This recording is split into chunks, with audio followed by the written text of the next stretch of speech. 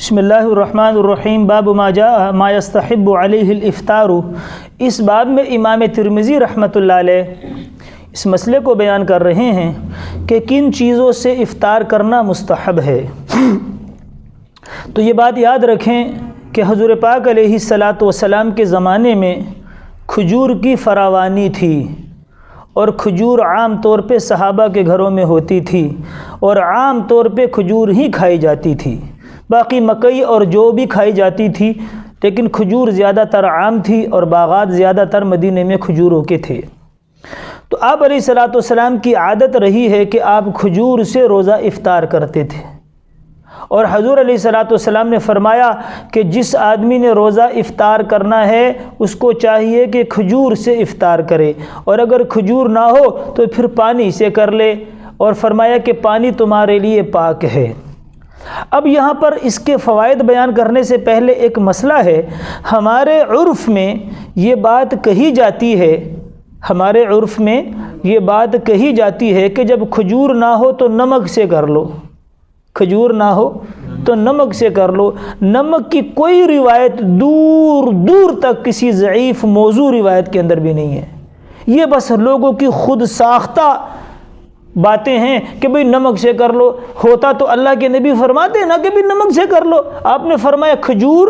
ہاں یہ علماء نے کہا ہے، جیسے میں نے شروع میں عرض کیا کہ کھجور وہاں عام تھی، اب کھجور نہیں تو کوئی بھی میٹھی چیز، کوئی بھی پھل ہو۔ صحابہ کے زمانے میں تو یہ چیزیں میسر نہیں تھی شروع میں، تو میٹھی چیز سے۔ اب اس کی علت اور وجہ کیا ہے؟ علماء کہتے ہیں، حکماء کہتے ہیں کہ جب آدمی کا پیٹ خالی ہو، خالی پیٹ کے لیے میٹھی چیز معدے کو مضبوط کرتی ہے، قوی کرتی ہے۔ اسی لیے حضور علیہ الصلاۃ والسلام نے جب معدہ خالی ہوتا ہے تو کھجور آپ نے نوش فرمائی، سے معدہ مضبوط ہوتا ہے۔ اور دوسری بات علماء نے یہ لکھی ہے کہ خالی پیٹ اگر میٹھی چیز کھائے تو بھوک زیادہ لگتی ہے۔ تیسری بات یہ ہے کہ حضور نے فرمایا کہ کھجور نہ ہو تو پھر پانی پی لے۔ اس کے بارے میں ایک تو حدیث میں آتا ہے کہ حضور علیہ السلام نے نہار پیٹ پانی سے منع فرمایا، اور حضرت امام شافعی رحمۃ اللہ علیہ فرماتے ہیں کہ 4 چیزیں جسم کو لاغر کمزور کر دیتی ہیں، 4 چیزیں جسم کو کمزور کر دیتی ہیں۔ نمبر 1 غم، نمبر 2 فکر، نمبر 3 ترش کھٹی مٹی چیزیں کھانا، نمبر 4 نہار پیٹ پانی پینا۔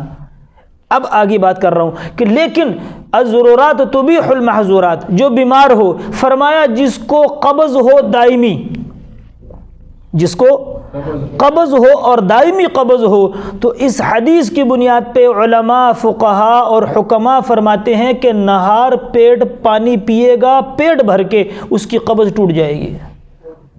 جس کو دائمی قبض ہو اس کو صبح نہار پیٹ بھر کے پانی پینا چاہیے، اس کی قبض کیا ہو جائے گی؟